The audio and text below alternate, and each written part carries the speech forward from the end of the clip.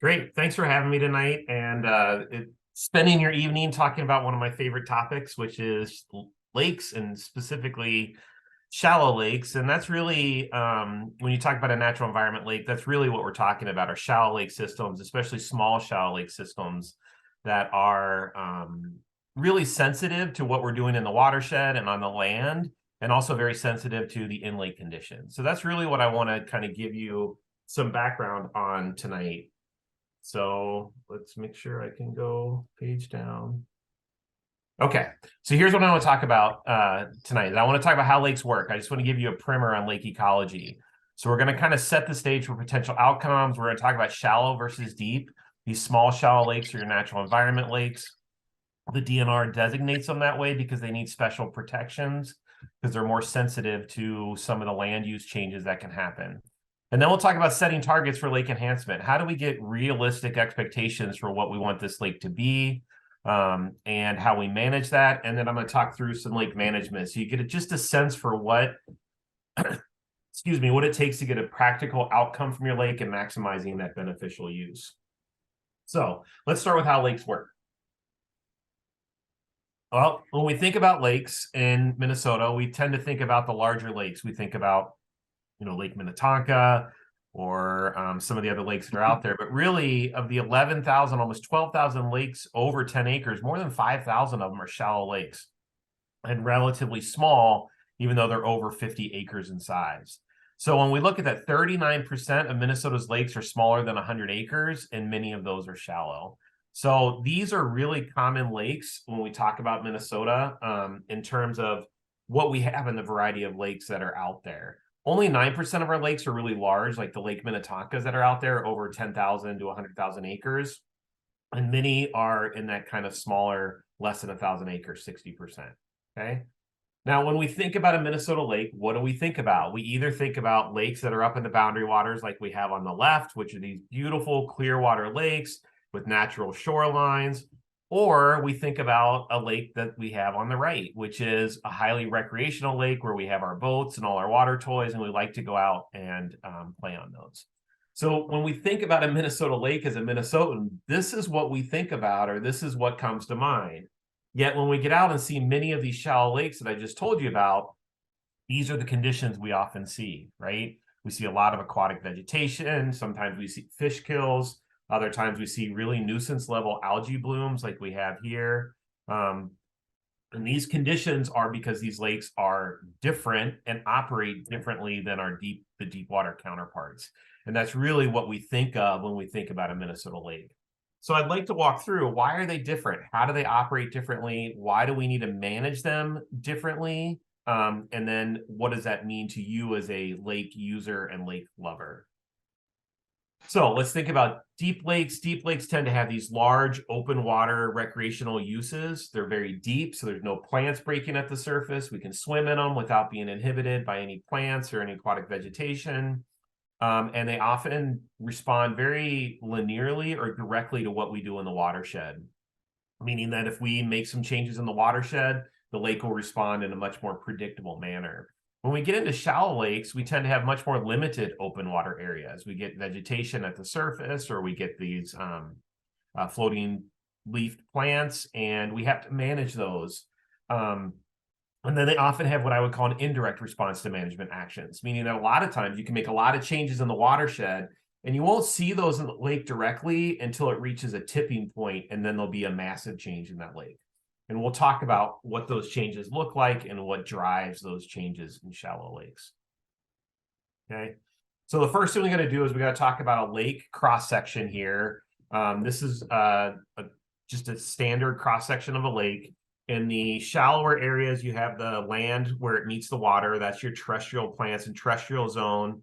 Then in the area where you would expect plant growth to occur, we call this the littoral zone. And this is typically less than 15 feet. Sometimes it can be 20 feet. It just depends on how clear the water is. But this is where we expect plants to grow. In the shallower areas, we're going to have the emergent plants. As you get a little bit deeper, it tends to be dominated by floating leaf plants. And then, and it gets deeper still, you get submerged plants. This is really important when we think about how a shallow lake works, because most of the lake surface area is in this littoral zone and expected to grow plants. In a deep lake, we get the water so deep that the light can't penetrate all the way to the sediments, so we can't support plant growth. Okay, and that's really important because when we think about recreation, boating, swimming, and that kind of stuff, it keeps all those plants away from what our activity and our interaction would be, yet those plants can be really critical to the ecological condition that's in the lake. So if we look at what happens in a deep lake does something that we call stratification. So water changes density as it changes temperature. So as the summer starts to come on, the sun hits the surface of the lake, it changes the temperature of that surface water, and that water becomes much lighter than the deeper water. So in a deep lake, what you get is light water trapped on the surface. We call that the epilimnion, or the surface layer, and that's in the photic zone. And then deeper in the water column, you get the metalimnion. This is where the temperature changes very quickly, and there's very quick changes in density. And then you get this cold bottom water trapped on the bottom of the lake. Okay. And what that cold bottom water, there's different chemistry that goes on that changes the nutrient dynamics, but it also keeps that open water area where plants won't grow. A shallow lake is only about 15 feet deep. So this would now be the bottom of that shallow lake. So what does that mean? It means, one, that stratification doesn't occur. This tends to mix from top to bottom throughout the season. And that's important when we talk about sediment interactions with surface water and how that might change the nutrient conditions in our lake. It also would support plants in those kinds of conditions, and is pretty important when we think about the physical aspects of lake mixing. So what happens when we get a shallow lake? In a deep lake, we have two things that happen. One is there's lots of volume to dilute or to impact what comes off the watershed. So as we get particles or nutrients that come in off the watershed, they mix with a whole part of the water column, and that changes the nutrient dynamics that are in there. In shallow lakes, or these natural environment lakes, what tends to happen is we're vertically concentrated. That means that all the water, it's very shallow, there's less water dilute out the watershed, and it's all in the photic zone. So meaning that there's a lot of biological activity, there's chemistry going on, there's all these more complex processes than we have those deeper lakes. That makes them more sensitive to what's going on in the watershed and more sensitive to what the in-lake conditions are. What's the fisheries condition? What's the condition of the plants? And what's the sediment? Okay. So these lakes are vertically concentrated and become much more responsive to any change that's going on or any stress that's going on.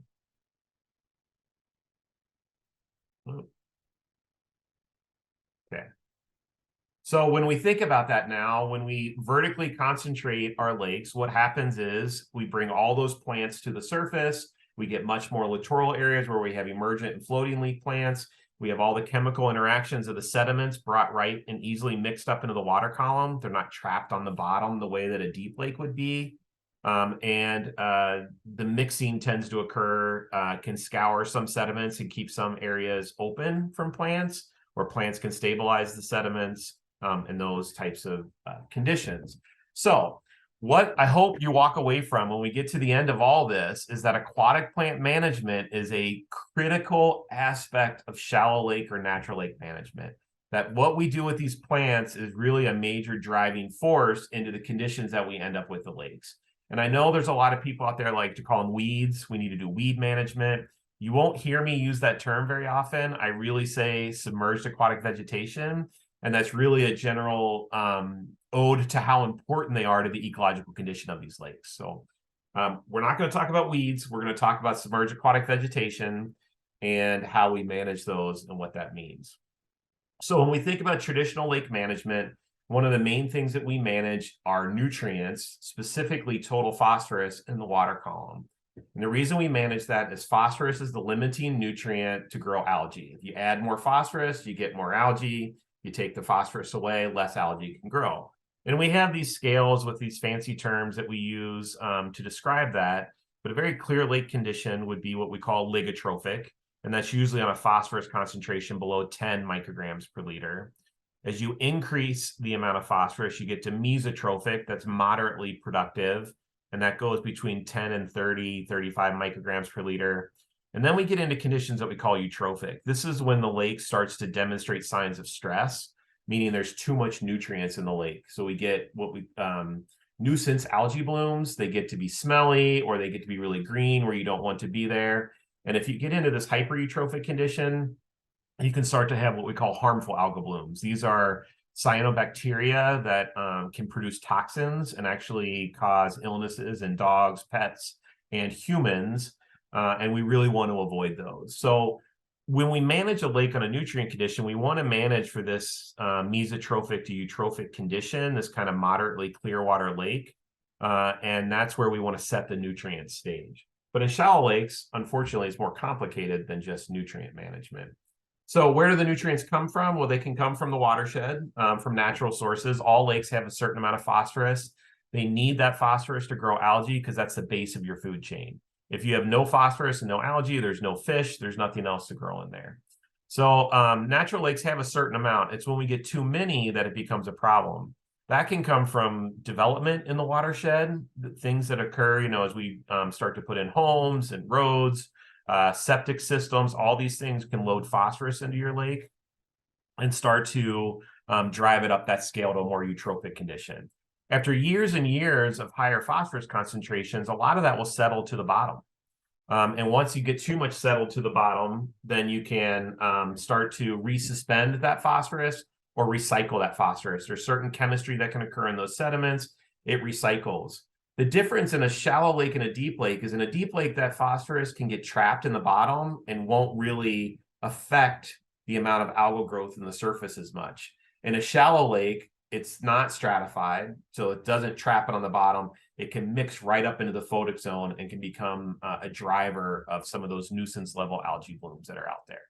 So it's really important that those sediments are close to the surface, that we pay attention to how much of this recycling might be occurring. So that's a big part of lake management, is managing those nutrients that might drive those algae blooms. Well, I told you shallow lakes are different, and we're going to talk about why they're different now. Is that shallow lakes don't operate on a continuum, meaning that they don't have a clarity like that graph I showed you. They tend to be in two conditions, one or the other.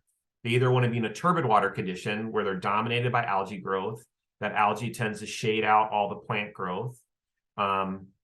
So we don't have a lot of plants that are in there, and then we don't have a lot of the grazers that eat the algae. We call those zooplankton. They're microcrustaceans that live in the water column.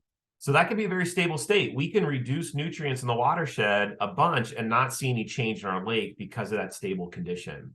Then something has to push it to get it into a clear lake state. Well, our clear water state has a robust aquatic plant community that stabilizes the sediment so it doesn't resuspend, it doesn't release as much phosphorus.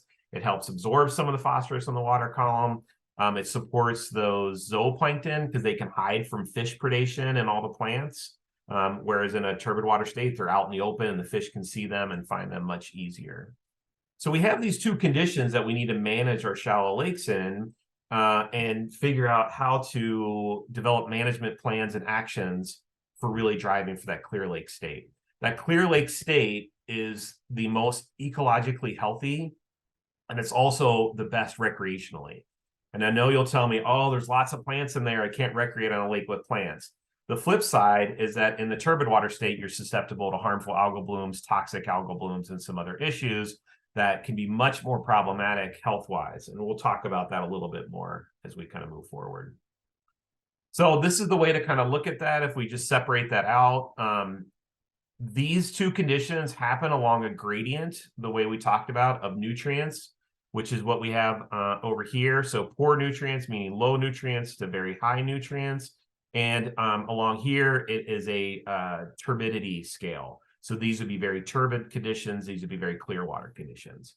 And so along this scale, the lake will operate in either one of those conditions, but it will have a tendency to stay or move in one direction or the other. So if we have a lake that's highly impacted, lots of nutrients coming off the watershed, we've wiped out all the plants, and we have a bunch of invasive species, it's in this turbid water state. It's impossible to move it into the clear lake state. It will constantly revert back to the turbid water state. Okay. Then as we reduce those nutrients or reduce those stressors, we can start to get a little pocket where we can have it in the clear lake state, but it still wants to be more stable in that turbid water state. It's not until we have a driving force to move it from the turbid water state to the clear lake state, and then stabilize it in there so that it wants to stay in that condition. Okay, so we have these two conditions of these lakes that we need to think about. Which condition do we really want it to be in? How do we maintain it in that condition? And what actions do we need to have? So again, these are these small, shallow, natural environment lakes.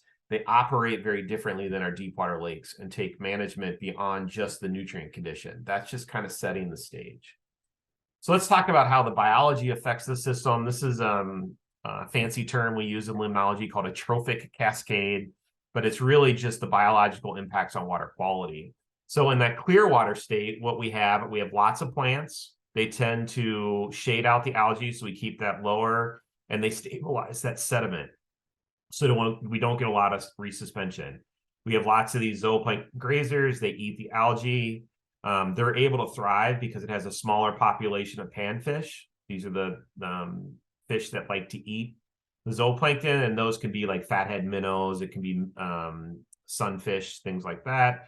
And we typically have better top predators, meaning that there's enough top predators to keep these population sizes in check.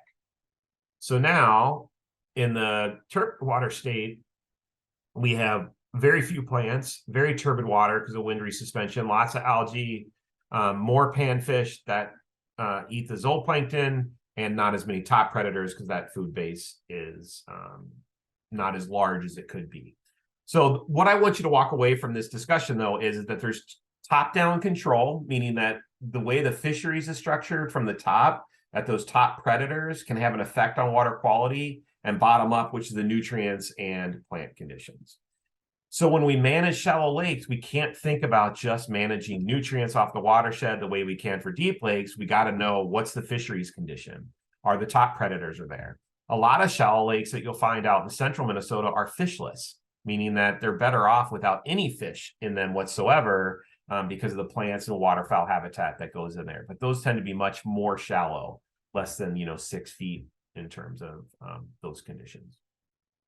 Okay, so plants are important, fish and biology are important, nutrients are important. We're just stacking on all these things we got to think about when we manage a shallow lake. So let's get to the crux of my argument here, which is aquatic plants are the linchpin of shallow lake management. We have to have them because they provide so many services in maintaining good water clarity in a shallow lake. They absorb wind and wave energy, so that maintains the water clarity by stabilizing those sediments. They provide that refugia for those zooplankton.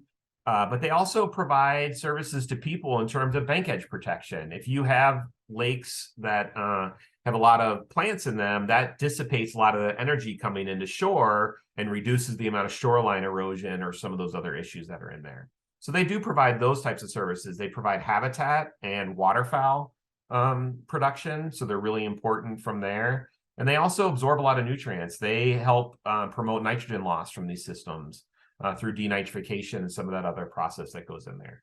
So there's just this broad range of effects that these plants have on these lakes, and that's what keeps it kind of stable in that clear lake state. And that's really what we have to focus on, is how do we manage these lakes to have a healthy aquatic plant community and try to get some of those recreational pieces out of it that we want without kind of pushing it back into that turbid water state. The other part that we've lost, and this is a problem on a lot of shallow lakes, is that we, for flood control, have put outlet structures on many of our shallow lakes. And when we put an outlet structure, we want to do that for a recreational purpose. We want to maintain an elevation so that we can boat on it or we can recreate on it. But shallow lakes naturally went through what I would call a disturbance regime, in that they were meant to go dry for long periods and then fill up and go wet and dry and wet and dry. And it's similar to a forest fire. We found out we were fighting forest fires because we thought they were bad for the forest for so long. And then we figured out, oh, it's kind of burning away a lot of that fuel and understory that's in there and opening gaps for seeds to propagate. And that was actually regenerating the forest. The same thing is this, for shallow lakes, is that natural wet and dry cycle actually changes the sediments in a way that promote healthy native aquatic plant communities. And we've lost that by putting these outlet structures on there. So when we think about managing a shallow lake, we really have to think about this lost process. Can we mimic it and put it back on to the lake, or how do we manage knowing that we can't do that? It's not really popular to mimic this type of hydrologic balance, because people are like, well, my lake's going to be dry for half the year, or is it going to refill, or all these types of things. But it's an important process that we are missing in some of these lakes. Okay. So that's a little bit of background on how these lakes function and how we have to think about managing these lakes. Let's talk about how we set targets and enhancement strategies. So now that we have a shallow lake, in whatever condition it might be, how do we either protect that condition, or how do we begin to create better conditions or push it towards that clear lake state? So again, I talked about that turbid state or that clear lake state.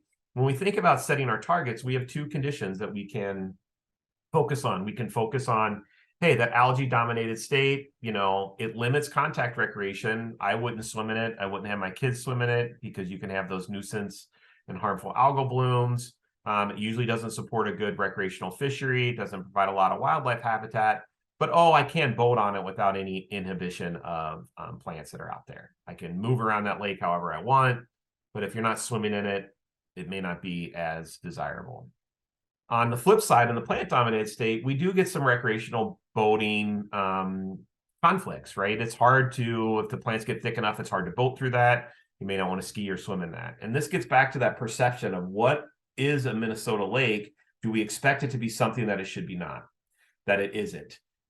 Thinking about those lakes that are up in the boundary waters or those recreational lakes. These are not deep lakes. There's something different. So we have to change our expectations a little bit about what this lake can support, how we want to use it. So when we're setting targets, we got to think about, hey, that supports contact recreation. It's safe to swim in this water body when we're in the clear lake state and minimizing the potential for a harmful algal bloom. It supports a recreational fishery much better than the other condition would. And then it does provide some wildlife habitat. So people that are interested in the aesthetics or the wildlife viewing or some of those other aspects, it supports those. So as we start to think about what do we want our shallow lake to be and how do we manage it, we have to balance kind of three aspects. We have to balance the aquatic life, that vegetation and fisheries. We have to balance those services, so fish habitat, waterfowl, biodiversity, some of those things that these shallow lakes supply to the state on a larger basis. And then our recreational desires. How do we want to boat, fish, and swim in them? Just as a little side note, I really pushed my kids to swim in weedy. This is one time I'll use weedy shorelines, because I wanted them to know this is a natural condition in a lake. That's what you do. If you're going to swim in a lake in Minnesota, you're going to run into plants. Get used to it. That's part of what that is. So I think that's, again, changing our perceptions about how we look at some of these lakes. So as we try to balance these, that's where the management challenge becomes. Is oftentimes I'm asked, I want a clear lake with no plants. Hopefully you've taken away from this is that's almost an impossible ask from me as a lake manager without calling it a swimming pool, right? Totally engineering everything, filtering it, putting chlorine, those other things in it. So to do this, we have to really manage these lakes adaptively. They don't always respond predictably, and they don't always respond to the tools that we have in the way that we had hoped.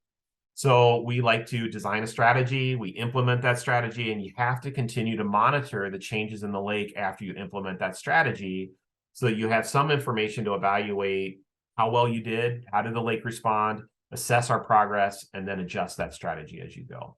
So it's really important when we think about these management strategies is to, one, the lake's not going to respond right away necessarily because it wants to be in those two states.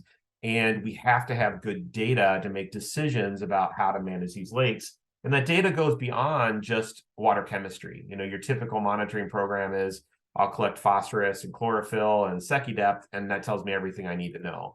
Unfortunately, in these shallow lakes, you also need to know what's the condition of the aquatic plant community. Do you have invasive species? What's the condition of the fisheries? Things like that. So it can take a little more effort to understand those conditions and design those strategies. Okay. And you use that information to develop management objectives. How are we going to manage nutrient loading to set the stage for restoration? Do we need to manage something like a curly leaf pondweed, which is an invasive species infestation? Or how do we balance recreational uses while maintaining the health of that aquatic plant community? And then we can I like to always set specific measurable targets so that we know how we're making progress. So we may say something like, let's reduce curly pondweed to less than 10% occurrence in the lake. These give us something to manage towards and to measure against with that. But ultimately, it really takes good data. You got to have this diagnostic study that looks at the nutrient balance, the biological structure, the hydrologic condition, so we can establish targets that are reasonable for the lake and manage those expectations for the lake. And then we got to have the people around it that are all buying in and supporting this type of project. So lake management takes the watershed districts, local residents, municipalities, state and federal agencies. All those groups have to come together to manage these lakes. And then it takes sustainable funding and sustainable practices. We don't want to go out there. I can engineer your lake to give really great conditions, but it may cost you $100,000 a year to operate that engineering system. That's not really a sustainable practice. We need things that are affordable and can be funded. And all those things are required to develop a good lake management strategy.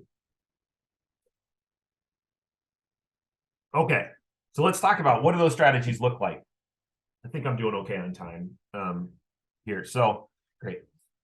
So how do we start to manage that? Well, luckily there is some good literature out there. This one's getting a little bit older now and it is European focused, but it develops a good strategy for how we might manage a shallow lake. So it's really three major steps. The stage setting, that's your nutrient control and identifying those stressors. What's driving it to the turbid water state?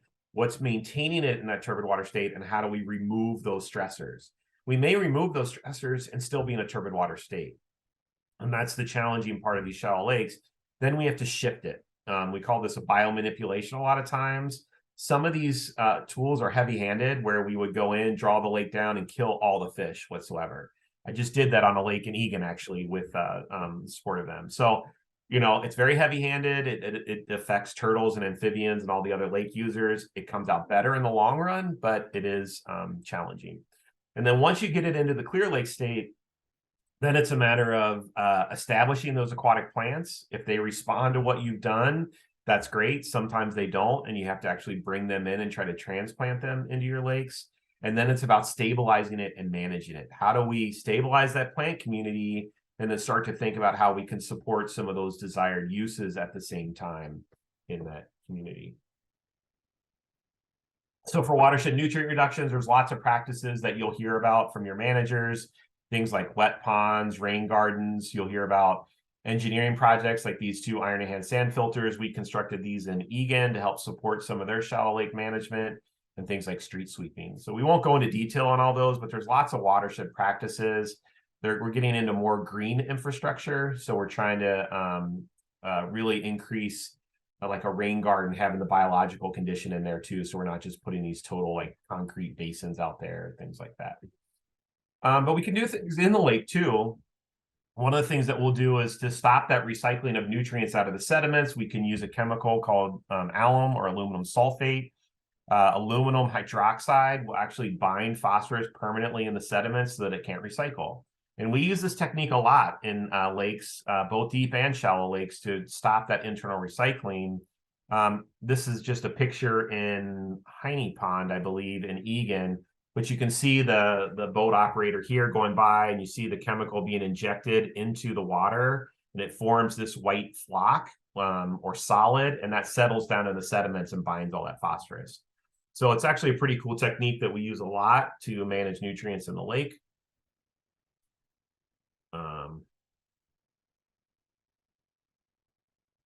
There we go. Oop, jumped on me. And this also can support plant establishment. So this is a lake that we worked on. This is, again, Heine Pond in Egan. You can see after you do the alum treatment, it looks like something from Belize or something in the Caribbean. It gets this really turquoise color. But this was the water column before we did the alum treatment. So you can see how turbid the water was, and these plants are really struggling to get light and be able to grow. And after the alum treatment, look how clear the water is now. Now there's light penetrating all the way to the sediments. That will support the plant expansion. We have lots of light there now, and then we can invigorate that plant community just by doing this technique. This is really helpful when we don't want to do a drawdown or can't do a drawdown. This doesn't always work. This is what I would call experimental. We're still learning how to do that. Sometimes the plants don't respond, and we have to bring them in from other lakes. And we use these really complex methods, things like a cooler dump method. It's exactly what you think. We collect plants from one lake and we put them in a cooler, and then we dump it in the lake that we want.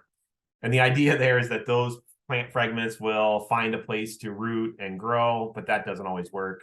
We really try to be more specific, where we'll put in these kind of areas to keep fish out. We'll plant them in burlap sacks, and then we'll put those in the bottom of the lake.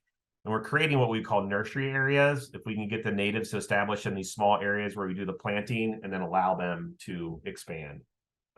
Capital Region's been working on this in Como Lake and having some real success with that. So if you have any interest in checking that out, you can go to their website and see some of the work that they're doing. But my point is, sometimes you have to help the plants reestablish. They don't always come without that drawdown. So, but there's other things that we have to do. We have to manage aquatic invasive species. There's a lot of plant species that will try to dominate that aquatic plant community that don't provide the same level of service that the natives do. So things like curly leaf pondweed, Eurasian water milfoil, brittle naiad, those are probably three that you'll hear a lot of. And then there's things like zebra mussels and quagga mussels that are starting to infest lakes. They will totally change the filtering capacity, can really clear the lake at first, but then they create and drive more nutrients into the sediments, and then that starts to recycle and can really drive into a turbid water state. So while people ask me all the time, well, why don't we put zebra mussels in? They'll clear up the water long term. That will crash the ecological condition in your lake, and then you're in an even tougher spot. Starry stonewort's another one you'll see down here. These little macroalgae can also take over a lake system. So things that we have to manage are invasive species. And then common carp are another one you're going to hear a lot about. Goldfish is becoming popular too, but carp uproot the sediments. When they uproot the sediments, they create turbidity, they uproot plants, and they can actually, just an infestation of carp alone can take a clear lake, plant-dominated lake, all the way to a turbid lake. My favorite picture is this one down on the right, bottom right corner. You can see they put up a barrier. They got all the carp out where the barrier, inside the barrier, and the carp are still outside the barrier. And just look at the water quality conditions between those two just by removing carp. So carp can have a really big impact. We do a lot of work around carp management in these shallow lakes to be able to set that stage for getting back into a clear lake state, or to maintain the clear lake state if we want to prevent a carp infestation. So just kind of bringing this all home, I'm going to talk more about plants because they are the linchpin of managing these shallow lakes. I'm going to keep driving that home. Typically, what we work with is a continuum in shallow lake conditions. If we have no vegetation, we often have these types of harmful algal blooms. This is a cyanobacteria bloom on a shallow lake in Iowa. This is, I'm guessing, toxic. We didn't measure the toxins, but I'm guessing there's a lot of toxins in there. So the next condition might be where we have a non-native, that's supposed to say non-native, sorry, monotypic stage where, we're dominated by something like curly leaf. Curly leaf is problematic because it dies off in the middle of the summer, leaves these big gaps in the aquatic plant community, and that really shifts it into a turbid water state. I'll take Eurasian water milfoil as a monotypic stand, meaning that's the only plant we have out there that over these other two conditions. Because we are getting some services, just not as much as we want. Recreationally, that's not what you want, because Eurasian water milfoil tends to break at the surface and become really matted and just really causes a lot of problems. So best case scenario is to have a diverse native aquatic plant community. A lot of those native species don't grow as tall in the water column, so you can maintain some recreational volume on top of it, meaning that the plant's only 50% of the volume, and you have all this water on top of it that you can swim in without maybe touching the plants or just your toes touching those plants, things like that. That's the best case scenario. And that's really what we're striving for. So I just want to talk about that importance of shallowness. The shallower your lake is, the harder it is to manage it for recreational use because the plants are brought closer to the surface. If I have a lake that's in that 15 to 20 foot depth, there are plants that will grow lower in the water column and we can manage. If my lake is only 6 to 10 feet deep, those plants, even the native ones, are going to be closer to the surface. So those physical conditions really matter when we think about how we manage that aquatic vegetation and what we want to do with that lake system that's on there. Okay, so I call it gardening your lake. Now, this is pie in the sky. This is like the North Star is out there, and we're going to go towards the North Star, but we're not going to reach the North Star necessarily, right? So when we think about it, though, this is really idealized conditions where we can have support those plants that grow deeper in the water column, but they're only taking up half or a third of the water volume. That leaves us an open water area that we can do our boating and swimming and recreation on it. And then as it gets shallower and shallower, those plants get closer to the surface. We get floating leaf plants and emergent plants in the shoreline. This is the best case scenario for balancing our recreational desires and the need for aquatic plants and all the services that they provide. I can do this much easier in a lake that's 20 feet deep than I can in a lake that's 5 feet deep or 6 feet deep, right? So this is the idea. So when you think about it, we're trying to grow the plants that we want, where we want them, like you do in your garden. We pull out the weeds, those are invasive species like we do in our garden. And then we manipulate that plant community to provide those benefits that we want while also getting some extra recreational use out of it. So it's just a concept. It's a lot harder in a lake than it is in your garden because it's all underwater, right? So I can't even squirt a specific plant with an herbicide. I have to let that dissolve in the water column, and that affects other plants and all those things.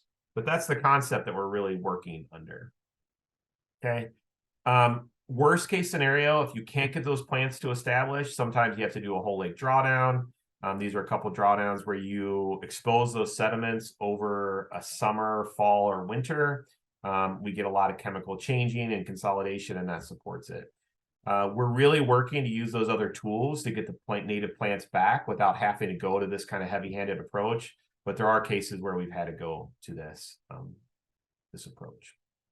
And finally, I think I'm about done here, is shoreline development impact. So it is really important. What you do on the shoreline has a huge impact on the lake condition itself.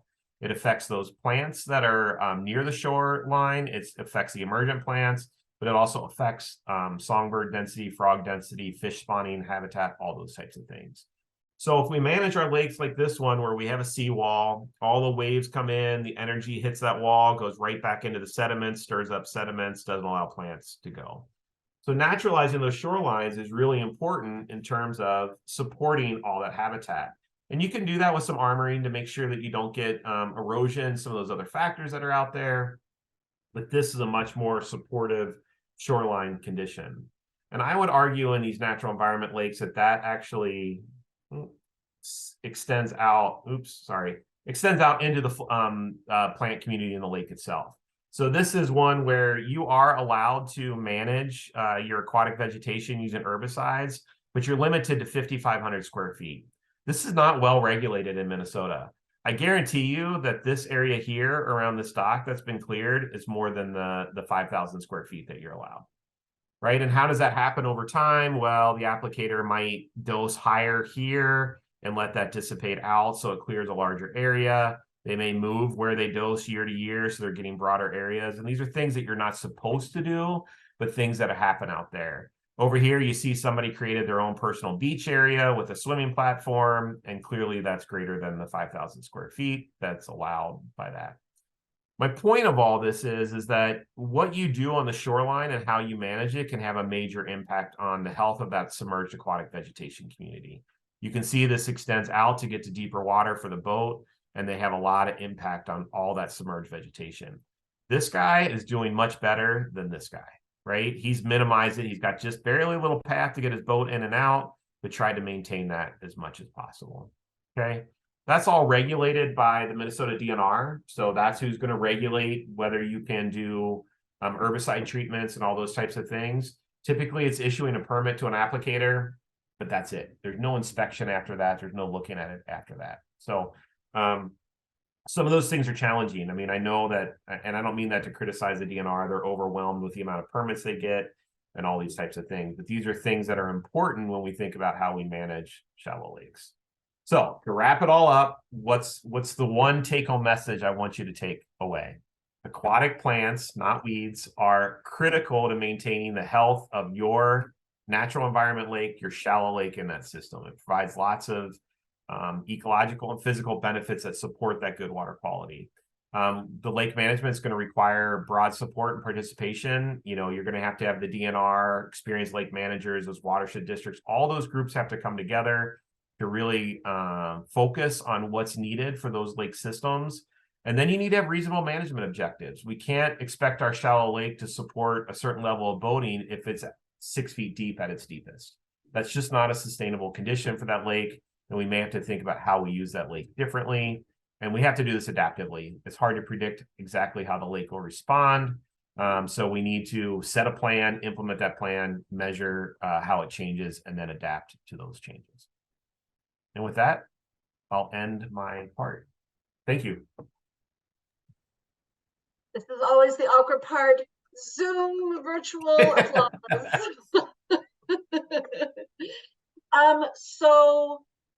We have a couple other speakers that are going to be stepping in, but I have a couple questions that have come into the chat for you, Joe. So if we could just go through a couple of questions before moving on. For those of you who do have kind of more DNR-esque type questions about regulations and protections and such, Lydia Godfrey, I think, is going to be the one that steps in next, and she's going to be covering some slides associated with that. But let's grab a couple questions off the chat. Are cattails good or bad for shallow lakes, Joe? They're neither good nor bad. I mean, shallow lakes are a natural, there are native cattails that will grow in those shallow lake areas. Under stress conditions or those change water levels, they can start to dominate that emergent plant community. So there are certain native species that can tend to be very aggressive compared to the other natives and take over into like what we would call monotypic stand, or a stand that only has one species in it. So cattail management's important. It's not hurting your lake to have cattails on those sides.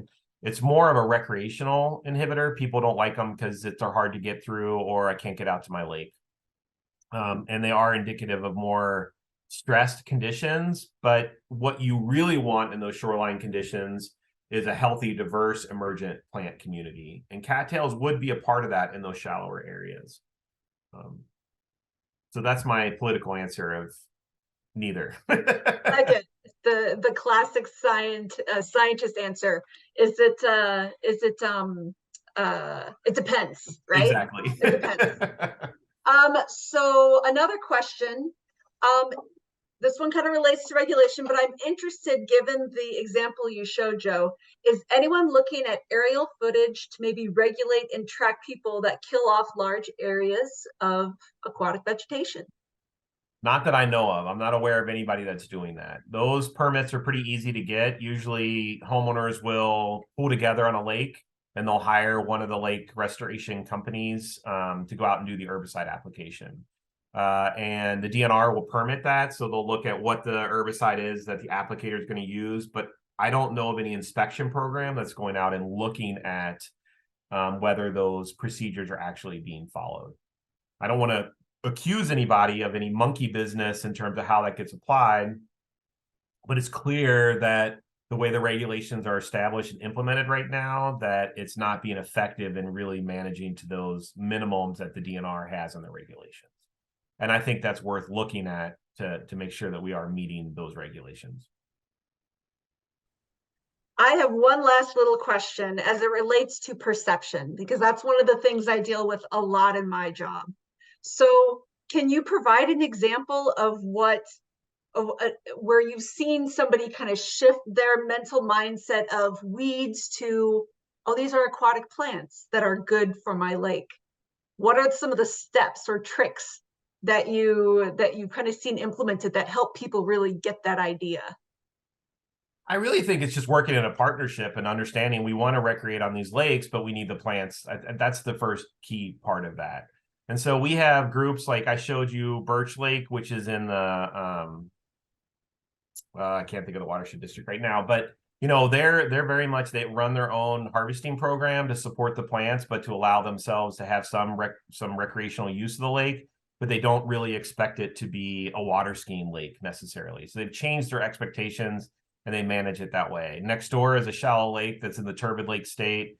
that there are water skiers on it, and they're very opposed to any restoration activities that bring plants in because it inhibits the specific activity that they want. So it's really a matter of having people understand what lake they actually live on and what that lake can support. And a lot of it's, I totally get it. They bought a lake expecting that Minnesota lake condition. I get to use a recreational lake, but not really knowing that that's not what they bought. And I've had many a landowner go, well, I looked at this lake in March and it was beautiful. And then come July, it's a harmful algal bloom. I can't even swim in it, right? So they didn't totally understand what they were buying. And I think that's a big part of it too, is people need to understand exactly what they're getting when they buy these lake situations, instead of trying to force the lake to meet what their desired use is.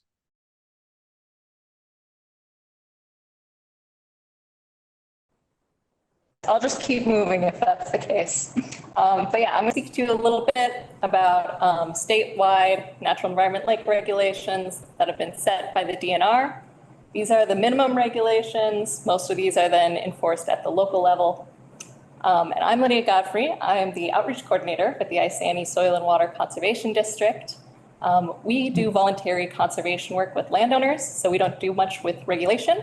But I was given these slides by someone at the DNR, like Barbara mentioned, so that we could still provide this overview. And so this is going to be more of a broad review into these regulations. And then if you have more specific questions, I encourage you to talk to your county zoning or else ask your local DNR.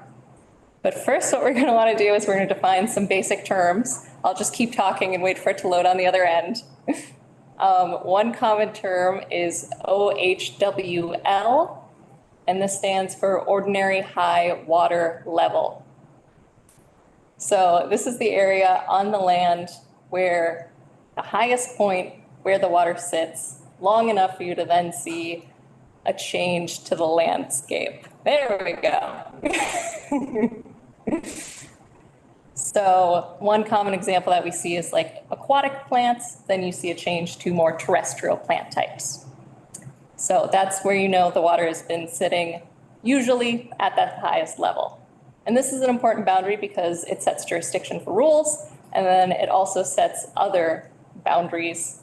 So the shoreland zone then is 1,000 feet from that ordinary high water level. And to help you visualize it, that's about the size of like 2 football fields. And then it's a little bit smaller for rivers.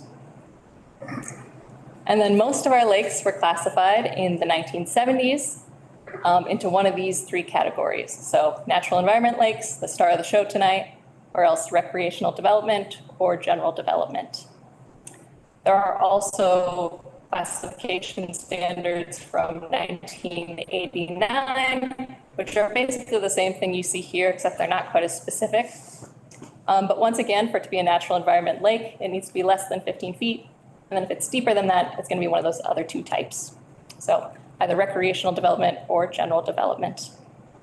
And to help you picture these lake types a little bit better, our natural environment lakes, like we said, there are really kind of small sensitive types. And then on the other end of the spectrum are the general development lakes. These are going to be really big and burly. They're going to be our deepest and biggest lakes. They're going to be the most developed. And so then they're also the least sensitive to that development.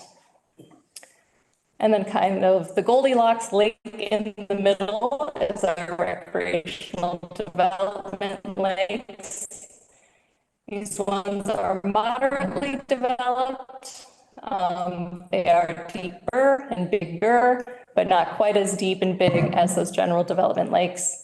And they're somewhere in between those 2 in terms of sensitivity. Isanti County, Skogman Lake, or if you're in Washington County, like Big Marine Lake.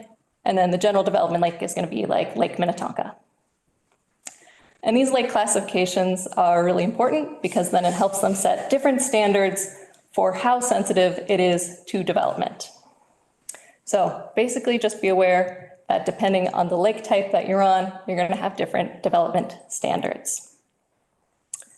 So when we talk about lake lot and area width standards, they have the smallest minimum requirements for those general development lakes.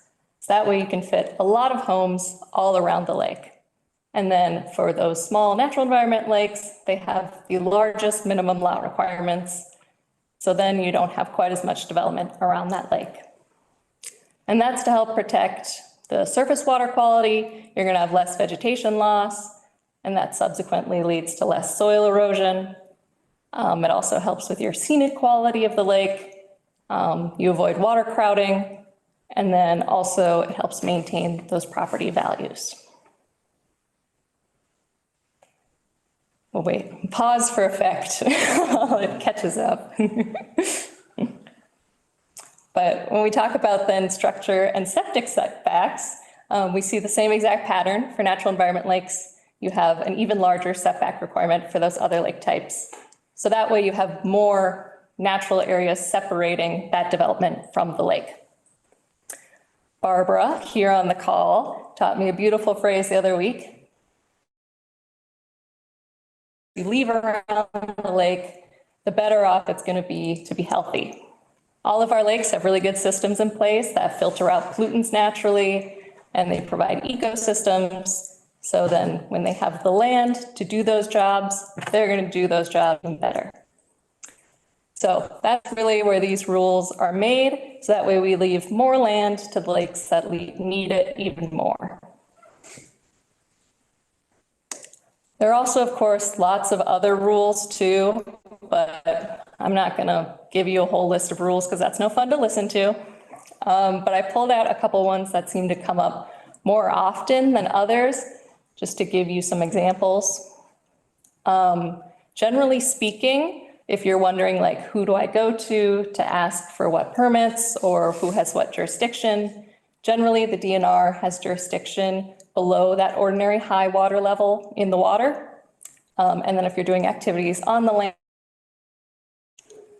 But some common ordinances then that come up, intensive vegetation clearing within the shore and bluff zone and also on steep slopes isn't allowed, but you can clear enough to provide a view to the water or also to get access to the water like a path or stairs. You also need a permit, kind of like we just talked about, when you want to remove emergent aquatic vegetation, so like cattails or lily pads.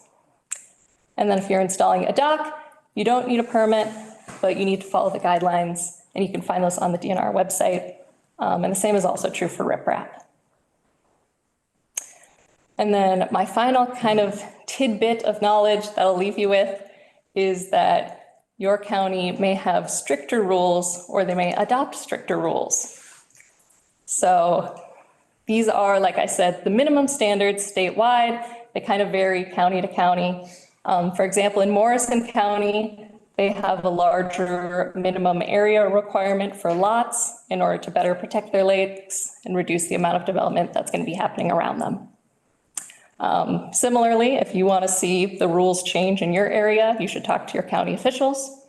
But the main takeaway of this is I really encourage you to talk to your county zoning if you are doing construction on your lake lot, or if you want to move to a different shoreline property and you want to know what you're going to be able to do, or if you just want to know what permits you're going to need. And with that, I can answer any questions. Like I said, I'm not really an expert on this, but I will do my best. And I happen to know there's quite a few other people on the call that know quite a bit about it too. Excellent, Lydia. Thank you. I have time for a couple questions.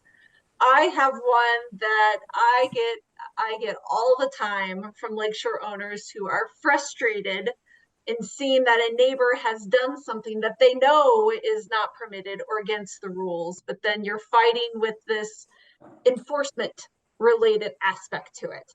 And obviously for any on the call who have knowledge of this, or Joe, if you had any input too, but what do you think is a good way to move forward in being able to provide better enforcement of the regulations that are in place, whether they're just the state regulations or whether they are more stricter county or local based regulations? That is I'm meeting with really hard questions here. Yes, I'm looking if there's any input from other people who deal more closely with regulation. Joe, anything to add?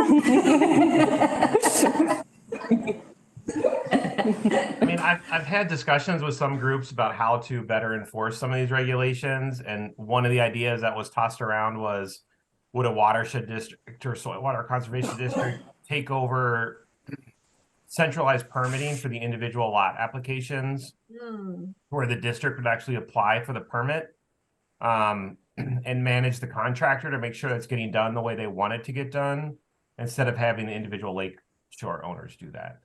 So there are some creative ways to implement some of these things, but I haven't seen any actually done that way. Those have just been in the discussion phase of how do we get better enforcement and better results from those management actions. Absolutely. Yeah. We have someone from Isanti County zoning who is going to provide an answer. So Holly, the speaker is right up here or right by the hand.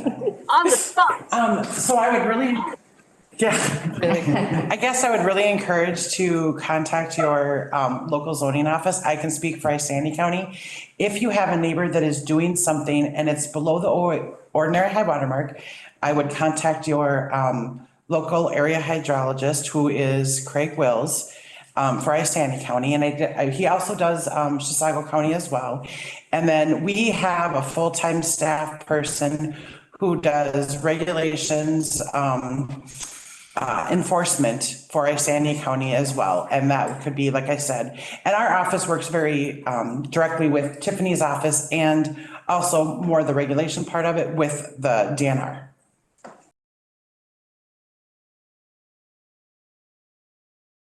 Also wanted to talk a little bit about kind of ongoing efforts to monitor natural environment lakes, particularly in an area that hasn't seen a lot of development. And so Lydia's there with her boss, Tiffany Determan, who is the district manager for the Isanti Soil and Water Conservation District. There she is, sliding into place. And so she's going to be talking about a very special set of natural environment lakes that are in the portion of Isanti County that's actually part of the Lower St. Croix watershed. And so I get to claim being able to go up and being able to put things on like this. So Tiffany, with that, turn it over to you. Lovely.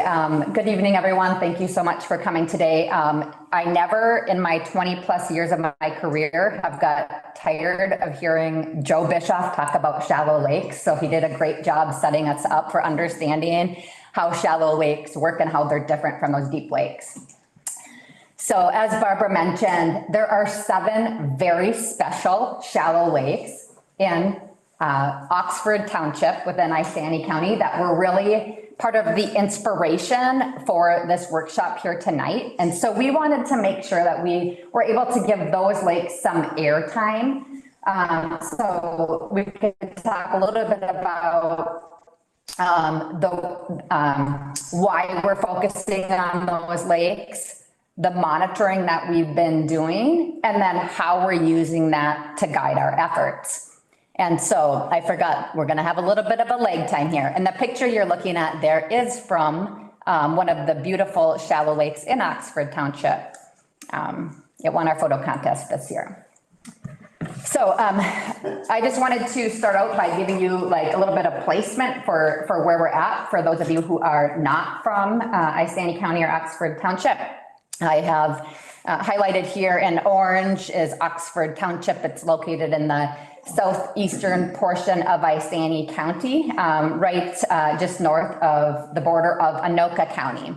And on the left-hand side there, I've highlighted the 7 special lakes that I will be highlighting tonight. That is Horseleg, Horseshoe, West Twin and East Twin, Upper Birch, Lower Birch, and Hoffman Lake. And so Oxford Township, I always say it is the most beautiful township in Isanti County. It has these beautiful, undeveloped lands, forested, beautiful shallow lakes. The thing is, there's development inevitably going to occur in this township because of the placement just north of Anoka County. You know, it's like so close to that 7-county metro area. And there's the really easy access to this area from Highway 65 and 35. And of course, some of that development is already happening and will continue to happen around some of these special shallow lakes that I'm highlighting here tonight. So the SWCD was so impressed that back in 2016, Oxford Town Board came to the Soil and Water and said, can you please develop a 10-year monitoring plan for us? Because we know development is going to happen and we want to try to look way out into the future to protect the health of these lakes. Can you develop a plan that's going to help create a baseline of information for us that will help us track trends into the future and understand where we're at now and to help us make some informed management decisions? And we were delighted to do so. So we developed essentially a 10-year monitoring plan that is funded from Oxford Township. It pays for staff time for Soil and Water to go out and there's really 3 components to our monitoring plan. So one is that we go out in the summertime and we collect water quality information, that's nutrients. So we collect a sample of water that we analyze for phosphorus. That's the nutrient that Joe talked about. That is the limiting nutrient that determines how much algae and aquatic plants can grow. Chlorophyll A, that's basically how green or how much algae is in your water. And transparency, how clear is the water. We also go out and collect information on shoreline condition. So this is only done, once every 5 to 10 years, but it's basically tracking around the shore and determining, is this shoreline impacted or not impacted. And then also we collect information on the aquatic plants that are within the lake.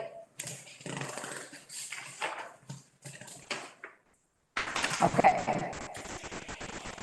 So the SWCD puts together a monitoring plan, monitoring report for the information that we collect every year. We have that up on our website, and I know Oxford Township has it up on their website as well. And we present that information at the township meeting every year and try to, the left-hand side there, I have just a summary, the 1-page summary from Horseland Lake, just so you can get an idea of what that monitoring report looks like.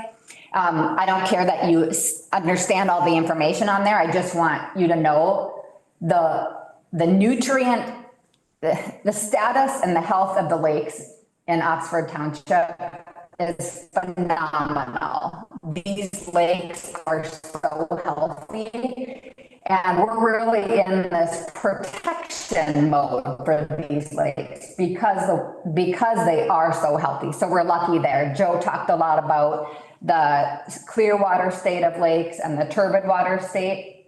We're in most of the lakes here in Oxford Township, we're in that clear water state, so we're lucky, with the exception of one lake, which is West Twin Lake. The Soil and Water has done some periodic aquatic plant surveys by ourselves on these lakes, and we just throw a rake and we check what type of plant is there. We know that the plant life is very diverse, and we're really interested in finding out a little bit more about the diversity of those lakes. And so last year we contacted the Minnesota Biological Survey, basically the DNR, and asked them if they'd be interested in completing some biological surveys on the aquatic plants in these lakes. And they were like, yes, do you have a way for us to get on those lakes? Those are awesome lakes. So we got them on those lakes, and this last summer they were out there. Really, I'm not able to share a lot of information, and we're trying to figure out exactly how much we can share working with the DNR, but this is what we know. They found an endangered species of plant. They found a plant that has been found nowhere else in the state of Minnesota, and some rare plants. So they're like ecstatic about these plant surveys that they found, and want to come back and do a couple more lakes next year. So we're trying to figure out what lake that might be. And I should point out, Joe mentioned during his talk that, we need to manage curly leaf pondweed or Eurasian water milfoil, some of these plants that are considered invasive. These lakes have and a lot of that we sort of assume that it's because there aren't public accesses. So we don't have a whole lot of people coming back and forth between these lakes. So the information that we've collected to date has really led us to a management strategy that's, hey, we're in the protection mode. And so I just thought I'd share with you what I would consider to be maybe like the 3 top protection mode items that we are promoting. The first one would be permanent conservation easements. And that's a lot of the land around these lakes is not developed yet. And it's not even that great of development sites. And so it would be really smart right now to put some of that land into basically an easement that keeps that out of development for eternity. And there's a lot of other lands that could be developed within the area. The other one is education and outreach. So just making sure, like tonight, that people know about how special these lakes are and some of the things that could be done or are being done to protect the health of the lakes. And then finally is, just the consideration of, do we need to do some ordinance updates or reviews? And I know Isanti County is in the process of looking at updating some shoreline ordinances that will be define the rules a little bit better. But there's also, as we're looking at development, there's some standards that could be put in place that change how housing is placed on the land. So we're not getting, a bunch of homes around those lakes. And those are some of the things that we're actually working with the Lower St. Croix partnership as well, which is the partnership that we put on this program with tonight. So that's really all I have. I think I just wanted to, again, stress, the how special these shallow, not just these shallow lakes, all the shallow lakes are. They provide a lot of benefits to our communities, reduce flooding, reduce nitrogen and phosphorus before it moves downstream, recharge drinking water and provide habitat. And if that's not enough for you, really think about the economic side of clean, shallow lakes. And that is, clean drinking water, high property values for people, and hunting and fishing. So that is all I've got. Excellent. Thank you, Tiffany. Appreciate you all coming in from Oxford Township. And some beautiful pictures too. So we have about 10 minutes left before we hit that 8 o'clock. What other questions are out there? Go ahead and put them in the chat, raise your hand, or just unmute yourself and ask. It's really exciting to hear about the fact that there were some endangered species that were found during that survey. That's super cool.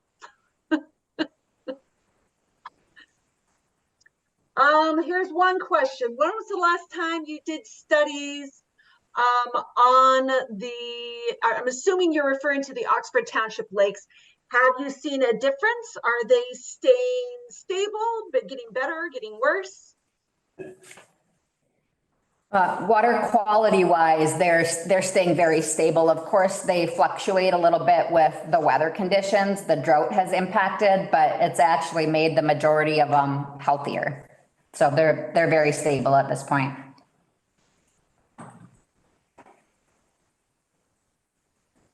And we do, by the way, this is our 7th year of monitoring. So every single year we're collecting water quality information there. That's really awesome that they were so forward thinking 5 years ago and saying, hey, we need baseline. Baseline data is wonderful. Oh, Sorry, Tammy, I missed your question. So Lydia, you actually cut out a bit when you were talking about the ordinary high water level. Who has jurisdiction above the ordinary high water level? Above the level is the county. So Okay. on land, check with your county.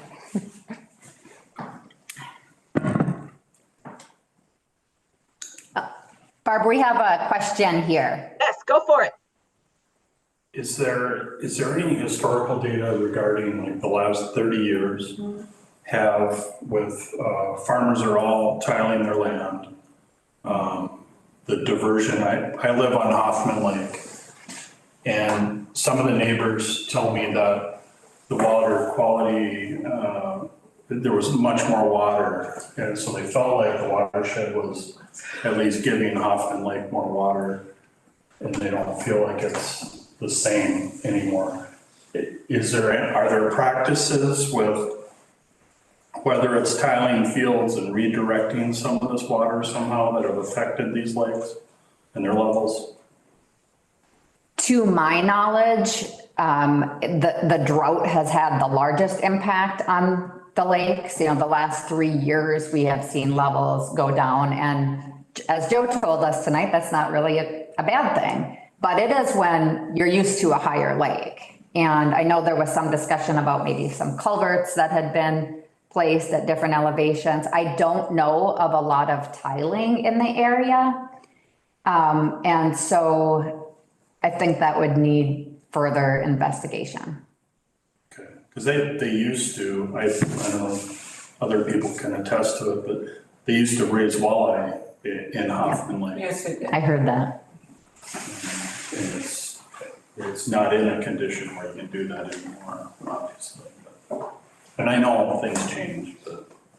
So we did start working with volunteers to monitor water levels, and Hoffman Lake is one of them. So at least from now on, we'll see the trend in water levels, and I think that'll help tell the story a little better. It's really hard to look back and try to understand what happened, which is one of the things we've been trying to do for West Twin Lake, which is in that turbid water state, trying to understand why that is that way. Does that watershed run from Horse Leg all the way through to the west and east Twin and around through to Hoffman and then to Typo, or how does it? I think Horseshoe and Horse Leg are going up to the north branch of the Rum River, and the others are all going down to Typo.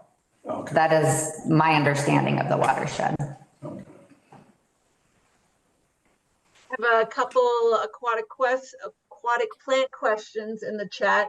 How bad are herbicides for organisms in the lake? When I think of things like freshwater mussels, I can imagine they would be really bad. Are there better alternatives or certain types of herbicides that are better to use? So I can weigh in on that. The herbicides are very specific to the plants. They don't affect mammals or other organisms that are in the water column.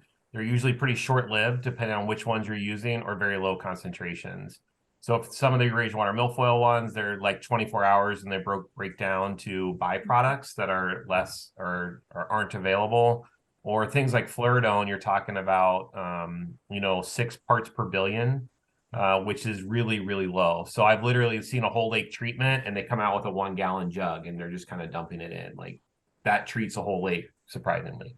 So yeah, these are well studied in toxicity before they're approved by EPA. So they know what those impacts might be, and they're very specific to plants and not to the animals. So they're pretty safe. We've been using them for decades in these lakes. I like this next question. Do you ever need people to volunteer to go out and collect samples on any of the Oxford lakes? If that person had their own canoe, would they be able to help? I love it. The Soil and Water works with volunteers to sample lakes very often. So I definitely think that's something that we could talk a little bit more about if you just want to reach out to us. I'll include your can figure it out. contact info in the follow-up email. We'll do so. There's a lot of great citizen science initiatives out there. It's so helpful to have residents' eyes out there to be able to either take data or notice trends and being able to make sure that they're connected with the people who need to know that information, for sure. I had one question about the alum treatment, Joe. And so I was talking with a lakeshore owner who was just like, we know that our lake is impaired for nutrients. Can't we just do the alum treatment? Like, we know it's costly, but we go in there, we do it, and it locks it up. We're able to get almost that immediate feel good water clarity. When is it best to actually do an alum treatment? Yeah, it's a good question. And a lot of people think it's like magic fairy dust. If we spread some in the Magic. lake, it will just increase all the water clarity. But you really have to do the nutrient balance study. So I talked about having really good diagnostic studies to support your lake management decisions. And that's a critical part of that. So you have to look at how much is coming from the watershed and how much recycling potential there really is. So when we do those studies, we go out and collect sediment cores and we'll section them every 2 centimeters and look at the chemistry to see if there's mobile phosphorus in those sediments. We'll measure release rates in the lab. We'll actually make them go anoxic and measure that. And that will help us determine whether alum or whether internal loading is important to the lake nutrient budget and whether alum treatment's the right approach. So it's not something you can just go in and do because it's going to affect the lake. There's a lot of failed alum treatments where they went out and it lasted for 6 months or lasted a year. And it can be really expensive to do it that way. So you need that good diagnostic work to make sure that it's the right tool for the right problem in your lake. Other questions? I have one other comment, just back to the walleye, right? There was a question about, oh, well, walleye aren't supported in this lake. The DNR's motive for raising walleye in shallow lakes is really to take fry into larger or farther year classes so that they can stock them at other lakes. It's never really expected that those walleye would reproduce and live year to year in these shallow lake systems. They know that they do well in there because there's a lot of food. They tend to be productive systems, but they don't expect them to reproduce year to year. So it's just an important aspect to understand that the purpose of the DNR stocking walleye in those lakes was not to make them a walleye lake. It was for management and other lakes and some of those other situations. Very cool. Last chance. Anybody else?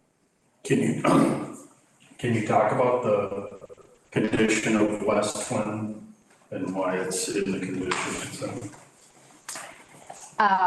Sure, I'll Can you talk a repeat little that, bit Tiffany? about. We didn't hear it clearly. Oh, sure. So he asked if I could talk about the condition of West Twin Lake and why it's in the condition that it's in. So this is the shallow lake that far exceeds the state standards that are set for it. It's in the turbid water state. It's very interesting because it's undeveloped. It's much like all of the other lakes. Ever since we started monitoring the lakes, we were kind of set with like, hey, you guys figure out why this is happening. And we have done so much research. We can't quite figure out why it is in that condition. Even though the water quality is, it's in that turbid condition, it still has some of those rare plant species and very diverse. And there's otters living on the lake. It's still a really good lake, a really good ecosystem. And we don't know. We have, interestingly enough, we've been working with the Minnesota Pollution Control Agency and trying to drum up interest from some other partners to do a paleolimnology study on that lake, which basically grabs sediment cores and it looks back at the last 150 years to determine what caused that nutrient impairment. And there's some interest in using that information to modify shallow lakes modeling by the state of Minnesota. So it's like a growing state interest, which is really cool too. So maybe we'll know more about it, but we don't know now. Mystery. Nature's hiding the mystery for you. Can you speak a bit to the water quality in Typo Lake? And so this is the lake that's a bit downstream of a couple of those Oxford Township lakes. As the commenter says that the clarity of that lake looks relatively poor. Do we have anyone from Anoka County on this call? I don't think so. So, go Go for it. ahead. I was just gonna say Anoka Soil and Water does the bulk of the management on that lake. And I know it is impaired, and they've done a ton of work on that lake. And maybe is that even one of the lakes that is close to coming off the impaired waters list, or was that Not Martin Lake? Tycho Lake. So I can speak to it a little bit. So I've worked a bit with the Martin Lakers. Martin Lake is downstream of Tycho Lake and empties into the West Branch of the Sunrise River. And so Martin Lake is actually very, very close to be taken off the DNR water, the MBCA water impaired list for nutrients. It's a rough fish issue. And so they've been working at doing a lot of carp removal, and they've been mitigating some of the land use issues around Tycho Lake. One of the really cool things about the Martin Lake story is that they were not delisted in this last round. They were very close to being delisted. They will probably be delisted this next round. But because of all of the water quality improvement efforts that they've undertaken, the downstream branch, the Sunrise River that Martin Lake empties into, was actually taken off the impaired list this last go round. So even though none of that lake community lives on the river directly, their actions actually influence what happened downstream. So that's a very cool upstream to downstream story. All right, 8:02. Now I've really messed up and kept you guys too late. I want to thank Joe and Lydia and Tiffany. I want to thank all of you who decided to give us a little piece of your Wednesday evening and were willing to switch Zoom links at the last minute and deal with some technical hiccups throughout. Really appreciate your time. Look for that follow-up email this morning. I'll include everybody's contact information, the slide deck, some of the DNR resources. But really appreciate you all joining us this evening.